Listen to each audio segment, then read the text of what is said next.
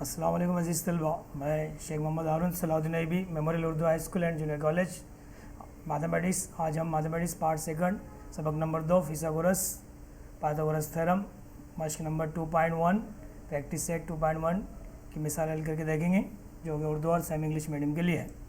अज़ीज़ तलबा, मश्क 2.1 का पहला सवाल देखिए। दर्जेल अदाद सलासा में से फिसागोरस के अदाद सलासा मालूम कीजिए। इससे पहले वीडियोस में आपने मसलों को देखा है, हमने सबक नंबर 2 के मसले उसमें हल किए थे। अब हम यहाँ फिसागोरस के मसले की मदद से कुछ मिसालें यहाँ पे हल करेंगे, देखेंगे, समझते हैं कि किस तरह से अदाद सलासा पहचानेंगे कि वो फिसागोरस के अदाद सलासा है। तो देखिए सवाल यहाँ पर दिया गया, पहला 3, 5 एंड 4 ये अदद दिए गए। ये अदद हमको पहचानना है कि ये अदाद सलासा है या नहीं है। अदाद सलासा यानी कि ये फिसागोरस की जो शर्त है कि वित्र का मुरब्बा बाकी दो ज़िले के मुरब्बे के मजमू के बराबर होता है। Hypotenuse square is equal to the sum of the remaining two side square. Okay, तो यहाँ पर हमको पता है कि हाइपोटेनस अगर हम 5 को लेते हैं, 5 नहीं, जबकि जो हाइपोटेनस जो होता है राइट एंगल ट्रायंगल में वित्र जो होता है वो सबसे बड़ा ज़िला होता है। तो यानी कि यहाँ पर सबसे बड़ा अदद का मुरब्बा हम मालूम करेंगे, स्क्वायर मालूम करेंगे और देखेंगे कि दोनों जो स्मॉल नंबर हैं, इन स्मॉल नंबर के स्क्वायर का सम अगर ये बिगेस्ट नंबर के स्क्वायर के सम के बराबर हो जाती है, यानी कि बड़े अदद का मुरब्बा बाकी दो छोटे अदद के मुरब्बे के जमा के बराबर होगा, तो हम कहेंगे वो फिसागोरस के अदाद सलासा है। और अगर ऐसा नहीं होता है तो हम कहेंगे वो अदाद सलासा नहीं है। तो देखिए हम हल करके चेक करके देखते हैं। मैंने क्या कहा किया यहाँ पर कि a बराबर 3 लिया हूँ, b बराबर 5 लिया और c बराबर, इसके बदले में मैंने फ़र्ज़ कर लिया हूँ कि a 5 है, a 3 है, b 5 है और c 4। अब यहाँ पे सबसे बड़ा अदद क्या है? b है। तो b यानी कि हम एक ज़िले की लंबाई b ले लेते हैं, दूसरे ज़िले की लंबाई हमने a ली है और तीसरे ज़िले की लंबाई हमने c ली है। तो b का स्क्वायर हम मालूम कर लेते हैं। b का स्क्वायर हमने मालूम किए, b का स्क्वायर 5 का स्क्वायर कितना हो गया? 25। अब बाकी दो छोटे जो ज़िले हैं जिसकी लंबाई हमने ली है a और c, तो a का स्क्वायर मालूम कर लेंगे, इसको इक्वेशन नंबर 1 कहेंगे। a का स्क्वायर मालूम किए, c का स्क्वायर मालूम करते हैं। a का स्क्वायर यानी कि 3 का स्क्वायर, c का स्क्वायर यानी कि 5 का स्क्वायर, मुरब्बा ले रहे, 3 का मुरब्बा कितना हो गया? 9 हो गया। यहाँ पर 4 का मुरब्बा कितना हो गया? 16 हो गया। 9 में 16 मिलाए तो 25। तो देखिए इक्वेशन 1 एंड 2, ये 25 है और ये भी 25 है, 25 दोनों इक्वल आ रहे हैं, ये भी 25। इसका मतलब ये हो कि B square is equal to A square plus C square, यानी कि बड़े ज़िले का जो लंबाई का मुरब्बा है वो बाकी दो छोटे ज़िले की लंबाई के मुरब्बों की जमा के बराबर हो रहा है। यानी कि इन ट्रायंगल के अगर हम 3 ज़िले लेते हैं तो जिसमें से बिगेस्ट ज़िला जो है, बिगेस्ट साइड जो है, उसका स्क्वायर जो है बाकी दो साइड के स्क्वायर के सम के बराबर हो जा रहा है ना। B square is equal to A square plus C square साबित हो रहा है क्योंकि इसकी वैल्यू 25 आई और दोनों के स्क्वायर की वैल्यू भी 25 आई। तो हम यहाँ पे कहेंगे जो अदाद दिए गए 3, 5 और 4 ये फिसागोरस के अदाद सलासा है। ये ट्रिपलेट्स है, पाइथागोरस ट्रिपलेट्स है। क्या ये पाइथागोरस के ट्रिपलेट्स हैं? ओके, सेकंड वन एक मिसाल और देख लेते हैं हम कि यहाँ पे 4, 9 और 12 दिया गया। तो यहाँ पे ऐसे ही हम 4, 9, 12 दिया गया, यहाँ पर हम ऐसे ही क्या करेंगे, ए बी सी ले लेते हैं। ए इज इक्वल टू 4 लिए, बी इज इक्वल टू 9 लिए और सी इज इक्वल टू 12। ओके, इस तरह से हमने यहाँ पर लंबाई या लेंथ ले लिए। एक ज़िले की लेंथ 4 है, दूसरे ज़िले की लेंथ 9 है और तीसरे ज़िले की लेंथ 12 है। तो इस साइड की हमने लेंथ ले ली, लंबाई ले ली यहाँ पर। तो बिगेस्ट साइड कौन सी यहाँ पर है? बड़ी साइड जिसकी लंबाई ज़्यादा है 12 है। तो 12 का स्क्वायर मालूम कर लिए। बाकी दो स्मॉलेस्ट है ना, यहाँ पे नंबर देखिए, दोनों का स्क्वायर मालूम करेंगे। इसको इक्वेशन नंबर 1 कर देंगे। स्मॉलेस्ट यहाँ पे a है और ये b है, तो a का square plus b square, 4 square plus 9 square, 4 का स्क्वायर 16, 9 का स्क्वायर 81, दोनों की प्लस करेंगे तो 97 हो जाएगा। अब हम देखते हैं 97 और 140 पर दोनों एक दूसरे के इक्वल नहीं है। जब दोनों एक दूसरे के इक्वल नहीं है तो हम कह सकते हैं कि सी का जो स्क्वायर की जो वैल्यू है वो ए के स्क्वायर और बी के स्क्वायर की वैल्यू के बराबर नहीं है, इक्वल नहीं है। इक्वल नहीं की निशानी यहाँ लगा है। इसका मतलब जो अदाद है वो फिसागोरस के जो सलासा है उसकी खसूसियात उसको मुतमईन नहीं कर रहे, सेटिस्फाइड नहीं कर रहे, इसलिए C square is not is equal to A square plus B square. इसका मतलब ये हुआ कि दिए गए अदाद सलासा फिसागोरस के अदाद सलासा नहीं है। The given triplets are not the Pythagorean triplets. Okay, triplet कब होंगे? जब बड़े ज़िले की कुव्वत मालूम कर लेंगे, उसका स्क्वायर मालूम कर लेंगे और बाकी दो छोटे सिलों के स्क्वायर की प्लस कर लेंगे और दोनों अगर इक्वल होंगे, दोनों जैसा यहाँ पे इक्वल था, तो ऐसी सूरत में वो अदाद जो होंगे वो फिसागोरस के अदाद सलासा होंगे, ट्रिपलेट्स होंगे। ओके, और अगर ऐसा इक्वल नहीं होता, जैसे यहाँ पे देखो यहाँ पे इक्वल नहीं हुआ है ना, तो ये अदाद सलासा नहीं है। बहुत ईजी क्वेश्चन था। चलिए नेक्स्ट क्वेश्चन की तरफ चलते हैं। सवाल नंबर 2। सवाल नंबर 2 है, फिगर दी जाएगी, फिगर नहीं दी गई तो बना सकते हम। Angle M N P is equal to 90 degree. Angle M N P, ये ट्राइंगल है, ट्राइंगल एम एन पी में M N P is equal to 90 degree दिया गया। N Q is perpendicular to M P. N Q जो है वो M P पर उम्मीद है, जाहिर सी बात है 90 डिग्री है एम एन पी में, तो ये एम पी जो होगा ये क्या होगा, वित्र होगा, है ना, ये वित्र होगा यानी कि हाइपोटेनस होगा। हाइपोटेनस पर एन क्यू क्या है, ये परपेंडिकुलर है, उम्मीद है। और यहाँ पे एम क्यू की वैल्यू दी गई 9, क्यू पी की वैल्यू दी गई है 4, और हमको मालूम क्या करना है, मालूम करना है N Q, find N Q मालूम करना है एन क्यू। तो हमने देखिए एक थ्योरम पढ़े, कौन सा खुसूसियात पढ़े यहाँ पर हमने देखा है कि कोई कायमतुज़्ज़ाविया मुसल्लस है, राइट एंगल ट्राइंगल है और उसके वित्र पर, उसके हाइपोटेनस पर परपेंडिकुलर खींचा गया, इर्तिफा खींचा गया। तो यहाँ पे एन क्यू कता मालूम करना है, तो इस कते से ताल्लुक़ रखने वाला एन क्यू मीन्स हिंदसी वास्त। एन क्यू जो यहाँ पर होगा हिंदसी वास्त होगा किसका, एम क्यू और क्यू पी का, यानी कि एन क्यू क्या है यहाँ पे ज्योमेट्रिक मीन है किसका, एम क्यू का और पी क्यू का। तो इसका मतलब हम यहाँ उसका फार्मूला यूज़ करेंगे। तो यहाँ हल करते हैं हम, तो यहाँ उसी तरह से हमने लिखे कि ट्राइंगल ABC है, कायमतुज़्ज़ाया मुसल्लस है। याद रखिए कोई भी कायमतुज़्ज़ाया मुसल्लस दिया जाएगा इस तरह से और उसके वित्र पर, उसके हाइपोटेनस पर परपेंडिकुलर उम्मीद खींचा हुआ रहेगा, तो उस वक्त हम हिंदसी वास्त की खुसूसियात या मुतशाबिह मुसल्लस वाला मसला यूज़ करेंगे। तो देखिए यहाँ पे ट्राइंगल ABC में कायमतुज़्ज़ाया मुसल्लस से एन क्यू, ज़िला एन क्यू, ओके, या कता बोलेंगे इसको, वित्र एम पी पर यानी कि हाइपोटेनस पर वो क्या है, परपेंडिकुलर है ना। यहाँ हमने लिख दिया इसको, उर्दू में भी लिख दिया, इंग्लिश में भी लिख दिया, ठीक है। तो यहाँ हिंदसी वास्त की खुसूसियात हो रही, क्यों, क्योंकि एन क्यू की वजह से एम पी के दो हिस्से हो रहे हैं ना, और जो दोनों हिस्से जो होंगे वो एन क्यू उनका हिंदसी वास्त होगा, ज्योमेट्रिक मीन होगा। तो यहाँ पे हिंदसी वास्त की खुसूसियत से property of geometric mean, N Q का स्क्वायर लेंगे, एन क्यू का square is equal to M Q into P Q या क्यू पी। ओके, यहाँ पे एन क्यू का स्क्वायर लिए, एम क्यू की वैल्यू रखिए। अगर आप थ्योरम की वीडियोस बहुत अच्छे से देखे होंगे तो आप थ्योरम आसानी से समझ जाएंगे और इसका यूज़ हम यहाँ कर रहे हैं। तो एन क्यू का square is equal to M Q into Q P. N Q का स्क्वायर 9, एम क्यू कितना यहाँ पर है 9 है और क्यू पी कितना यहाँ पर 4 है, तो 9 और 4 है ना, मल्टीप्लाई कर देंगे यहाँ पर 36 हो गया। एन क्यू स्क्वायर यहाँ जजर लेंगे, taking square root on both side लिखेंगे, यहाँ पर जजर मुरब्बा लेने पर एन क्यू बराबर 6। तो एन क्यू की वैल्यू मालूम होगी, कितना आसान है। अगर हमको ये फार्मूला अगर मालूम है तो हम आसानी से फार्मूला लिखे, यानी कि हमको हिंदसी वास्त की खुसूसियात मालूम है तो आसानी से हम इसको हल कर लेंगे। तो उसकी पहचान क्या है हिंदसी वास्त की खुसूसियात, एक कायमतुज़्ज़ाया मुसल्लस दिया जाएगा आपको, राइट एंगल ट्राइंगल दिया जाएगा और उसके वित्र पर, उसके हाइपोटेनस पर क्या होगा, परपेंडिकुलर होगा। तो वहाँ से आप याद रखेंगे, उसकी पहचान ये होगी। ओके, नेक्स्ट क्वेश्चन देखते हैं, क्वेश्चन नंबर 2। इन फिगर दी गई यहाँ पर, क्वेश्चन हम यहाँ लिख लेते हैं और क्वेश्चन को समझते हैं। देखो ट्राइंगल दिया गया, ट्राइंगल पी क्यू आर दिया हुआ है यहाँ पर, पी क्यू आर में क्यू पी आर, ये क्यू पी आर ये 90 डिग्री का एंगल यहाँ पर दिया है, Q P R is equal to 90 degree. और ये कहा गया कि P M perpendicular to Q R, P M है ना, उम्मीद है क्यू आर पर, P M perpendicular to Q R. और कहा गया क्यू एम आर का मतलब क्या, वहाँ पे कोलिनियर पॉइंट्स है, हम गति नुकात, ओके। और पी एम की वैल्यू दी गई है 10।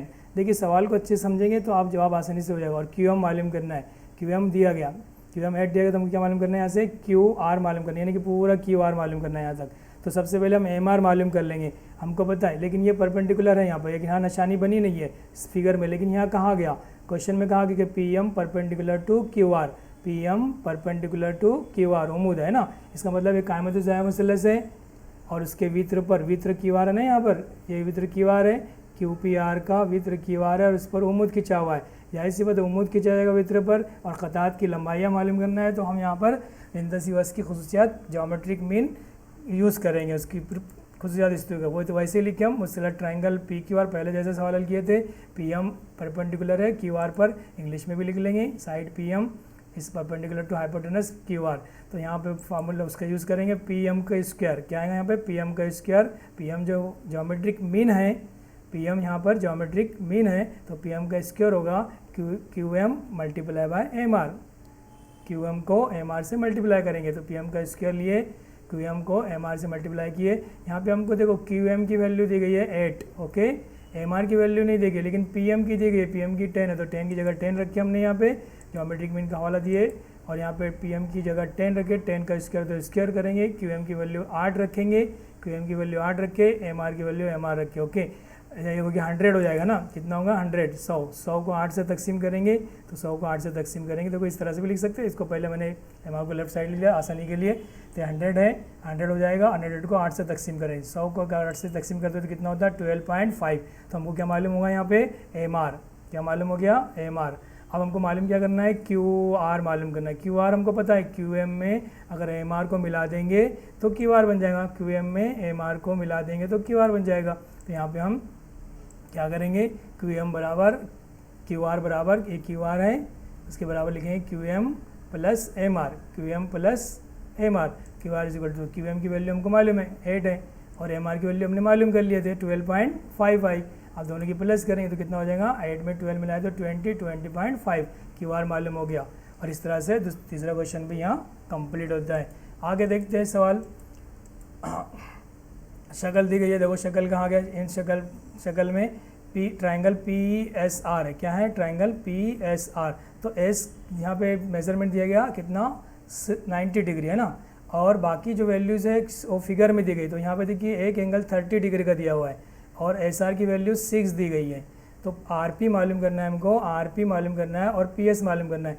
तो अजीज़ तलबा हम लोग यहाँ पर मैंने आपको कहा था कि खुसूसियात वो मसलों के वीडियोस में आपने देखा है कि ये 30, 60, 90 दर्जे का मसला बन रहा है। देखो 30 दर्जे हैं, एक ज़ाविया 30 डिग्री है, दूसरा 90 है, 30 और 90 एक 120 बनेगा, 120 में 60 मिलाएंगे तो 180 बने। तो ये नेक्स्ट जो बचा हुआ एंगल यहाँ पे हमको दिया नहीं गया था, मैंने लिखा यहाँ पर, एक 30 है, एक 90 है, तो 120, तो बचा 60, 180, तीनों जाविया जब 180 होती है ना, तो एक जाविया ये 60 दर्जे का हुआ। इसका मतलब ट्राइंगल पी एस आर कैसा ट्राइंगल है, 30 डिग्री, 60 डिग्री और 90 डिग्री वाला ट्राइंगल है। और इसकी खुशियात हमने पढ़े हैं मसलों में, हमको पता है कि 30 दर्जे के मुकाबिल का ज़िला, 30 के सामने का ज़िला, 30 का opposite side of 30 angle, opposite 30 के अपोजिट साइड कौन सी है, एस आर है यहाँ पर, है ना। और हमको पता है कि 30 की अपोजिट साइड उसके हाइपोटेनस का निस्फ होती है, 30 के मुकाबिल का ज़िला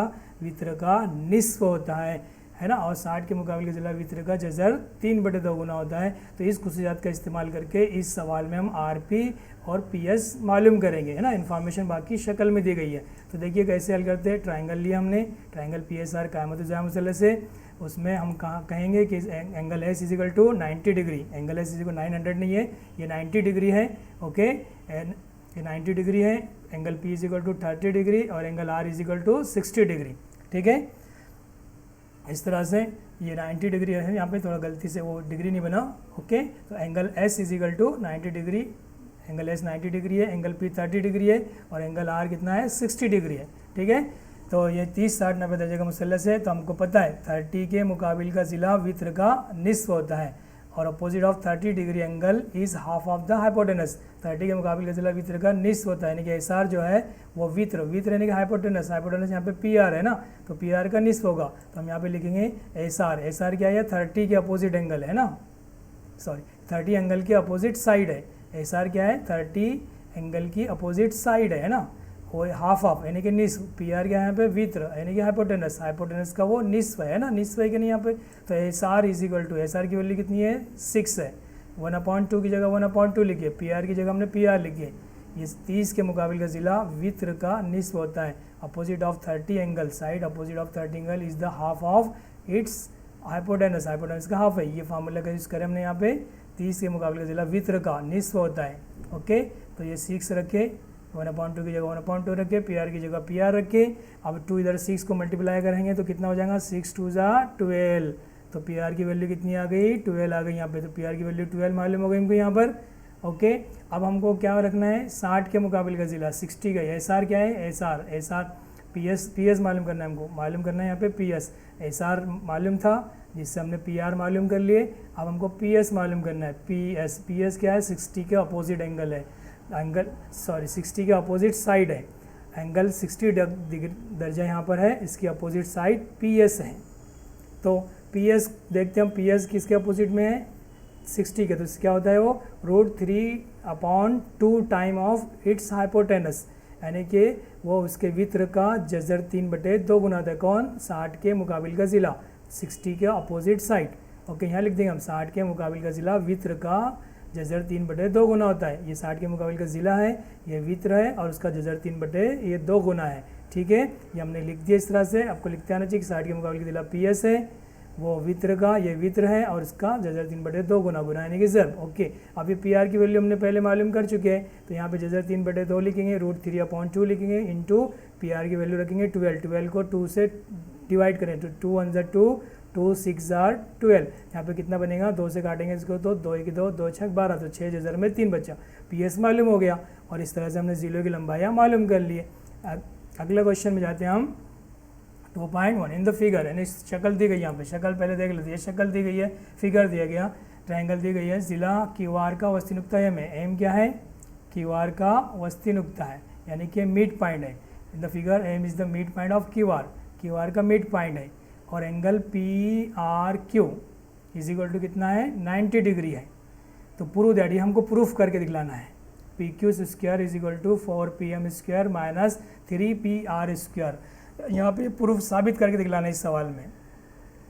तो चलिए हम किस तरह से इसको साबित करते हैं देखते हैं। तो ट्रायंगल PQR हमारे पास मौजूद है। ट्रायंगल PQR में हमको पता है कि angle PRQ is equal to 90 degree है। ये साबित करना है हमको, ये दिया हुआ है हमको, दिया हुआ से मैं देख कर, यहीं से देख कर लिखा हूँ, ये देख कर लिखें। अब देखिए शुरुआत कैसे करेंगे। ये शुरुआत कहाँ से किया मैंने, PQ का स्क्वायर, कौन से ट्रायंगल में, PQR में, PQR में हम पाइथागोरस का थ्योरम इस्तेमाल कर रहे हैं यहाँ पे।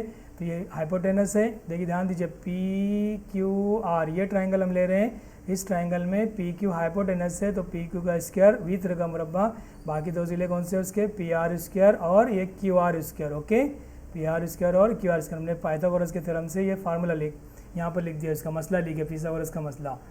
वित्र का मुरब्बा, एक ज़िले की दो जमा दूसरे ज़िले की दो, hypotenuse square, one side square plus other side square. Okay, ये लिख दिया हमने, यहाँ लिख दिया हमारा उसका पिथागोरस के मसले से। अब हमको तो प्रूफ करके दिखलाना इस तरह। तो देखो लेफ्ट साइड में PQ का स्क्वायर है, तो हम लेफ्ट साइड को छुएंगे नहीं, मतलब लेफ्ट साइड को ऐसे ही रहने देंगे, इसको एज इट इज़ लिखते जाएंगे। ठीक है, लेफ्ट साइड हमारा आंसर आ चुका है। अब हमको राइट साइड आंसर लाना है, तो राइट साइड में ये चेंज करना है हमको, यहाँ से हटाना है, PR को भी नहीं हटाना। PR मौजूद है यहाँ पर, देखो उसको 3 से ज़रब है, वो आएगा 3 से ज़रब कैसे, लेकिन PR ऑलरेडी यहाँ पर है। अब हमको QR को हटाना है यहाँ से, QR नहीं चाहिए, QR के बदले में हमें PM को लाना है। कैसे लाएंगे, यहाँ सवाल को शक्ल को देखेंगे। तो देखिए हम अब यहाँ पे QR को मैं हटा रहा हूँ यहाँ से, QR देखो, QR दिख रहा है आपको, ये QR है, ये M उसका वस्ती नुक्ता है, मिड पॉइंट है। तो इसका मतलब ये होगा कि MR उसका आधा हो गया QR का और MQ आधा हो गया, दोनों बराबर इक्वल है। तो MR का डबल कितना है, QR है, क्योंकि आधा है। MR यहाँ पर निस्फ है, हाफ है ना, क्योंकि M is the mid point. तो MR जो है QR का निस्फ है, तो MR का डबल क्या हो जाएगा, QR हो जाएगा। MR का डबल है ना, MR और MR, इतना भी ये भी MR ही है, इतना यहाँ तक है ना, MR की लेंथ है। तो MR का डबल यानी कि 2, QR के बदले में हम क्या रखेंगे, 2MR या RM, एक ही बात है।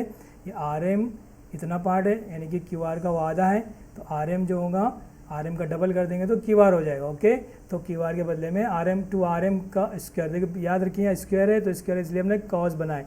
देखिए मैं इसको ऐसे ही रहने दिया हूँ, इसको भी ऐसे रहने दो, ये स्टेप, ये पाइथागोरस से हमने लिखे थे, ये स्टेप को भी ऐसे ही रहने दिया रुकना। ओके, अब देखिए हम इसको वैल्यू, QR की वैल्यू रख रहे हैं 2RM।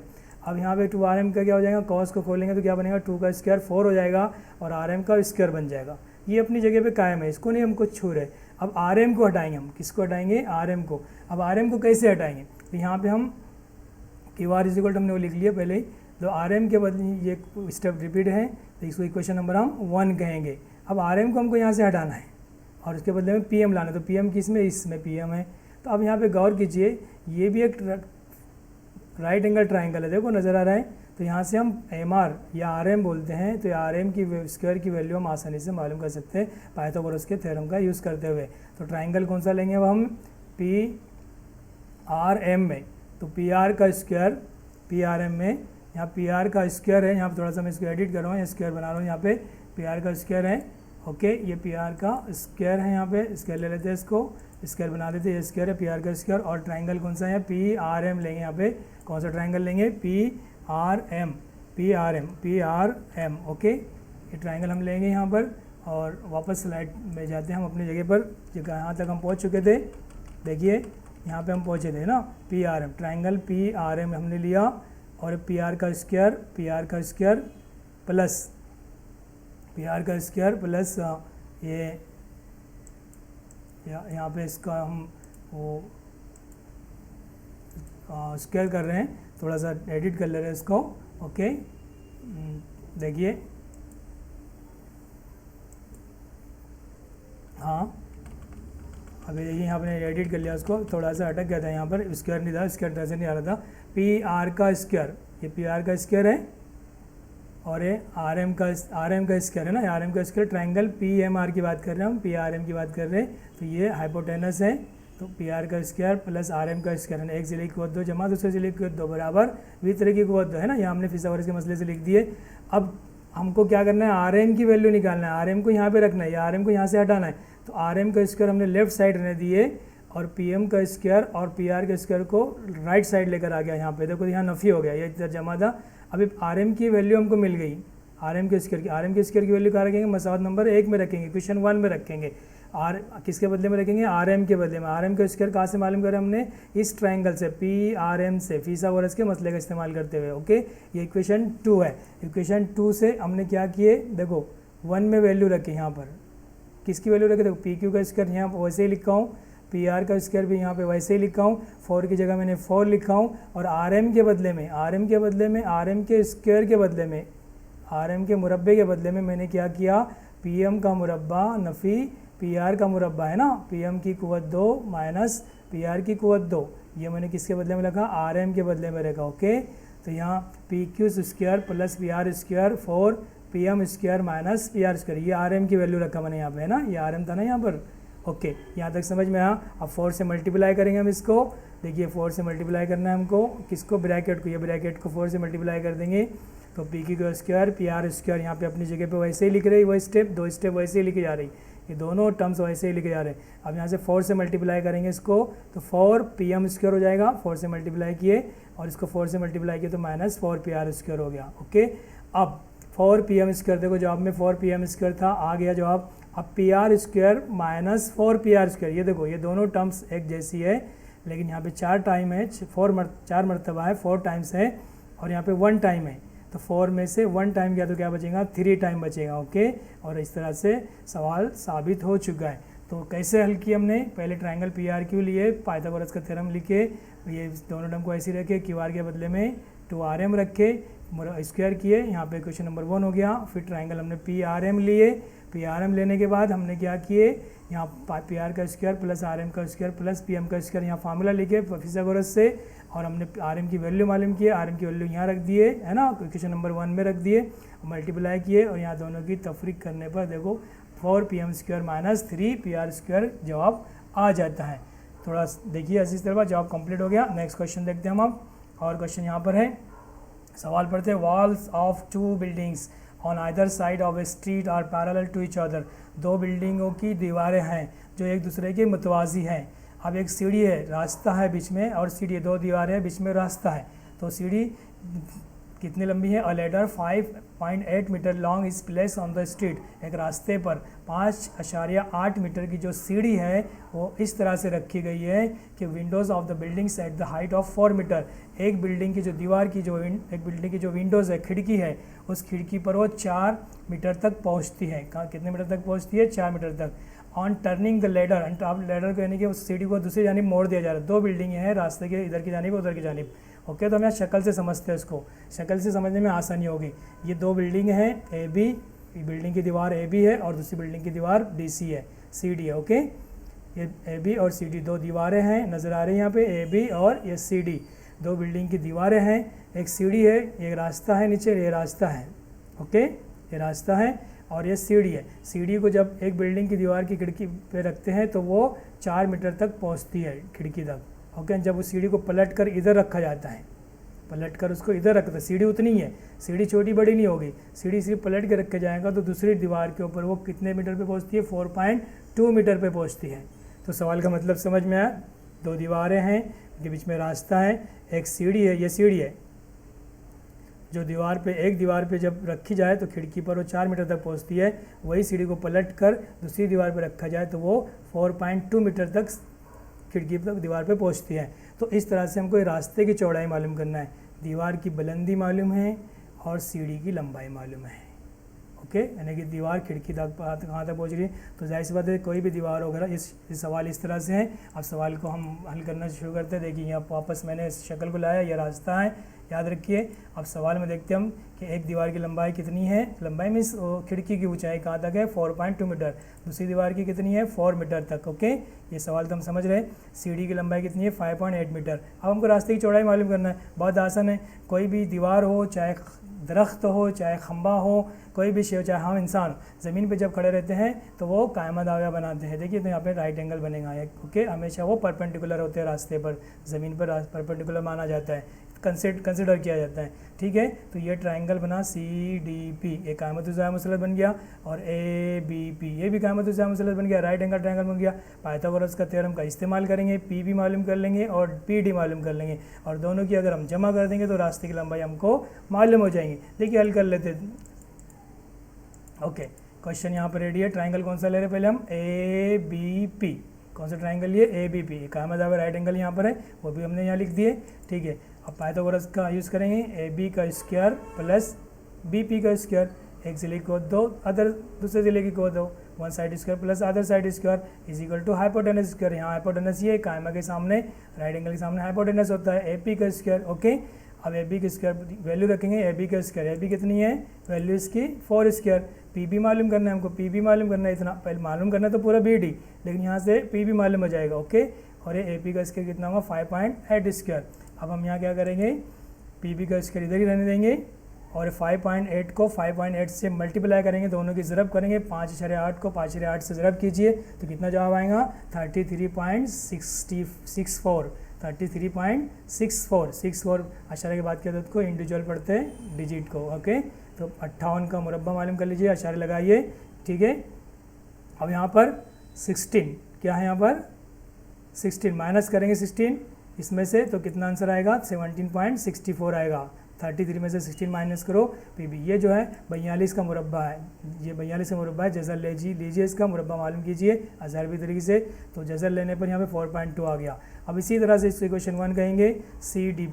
अब दूसरा ट्रायंगल लेंगे CDP। कौन सा ट्रायंगल लेंगे, CDP लिए हमने, CDP ट्रायंगल लिए, इसमें एंगल D बराबर 90 डिग्री है। और इसी तरह से पाइथागोरस लिखेंगे, CD का स्क्वायर प्लस DP का square is equal to CP का स्क्वायर। ओके, यहाँ CD की वैल्यू मालूम है 4.2 स्क्वायर है, DP मालूम करना है, DP को ऐसे लिखे, CP का स्क्वायर, CP की वैल्यू मालूम है हमको, CP यानी CD इधर से CD उतनी ही रहेंगी। ओके, उसकी लंबाई उतनी है। ठीक है, फिर वापस DP का स्क्वायर बराबर इसको 5.8 का स्क्वायर ले लिया, यहाँ पे मुरब्बा मालूम कर लिया, और इसका मुरब्बा वापस हमने, क्योंकि इसका जज़र यहाँ लिया था तो इसका मुरब्बा हमको ऑलरेडी ऊपर रेडी है। देखो 4.2 का स्क्वायर 75, इसके दोनों की तफरीक करें तो कितना आंसर आएगा, 16 आएगा। 16 जज़र मुरब्बा लेंगे, स्क्वायर रूट लेंगे तो DP बराबर 4। अब DP मालूम हो गया, इक्वेशन 1 और 2 से क्या करेंगे, BD मालूम करना है। तो हमको पता है रास्ते की चौड़ाई क्या होंगी, यहाँ पर रास्ते की चौड़ाई BD है, BD यानी कि DP प्लस BP, PB बोलिए इसको, PB प्लस DP। बात है कि दोनों की जमा कर रहे हैं हम, दोनों की जमा कर रहे हैं, इसकी वैल्यू हमने मालूम किए थे 4.2 थी, इसकी वैल्यू 4, और ये कितना हो गया 8.2।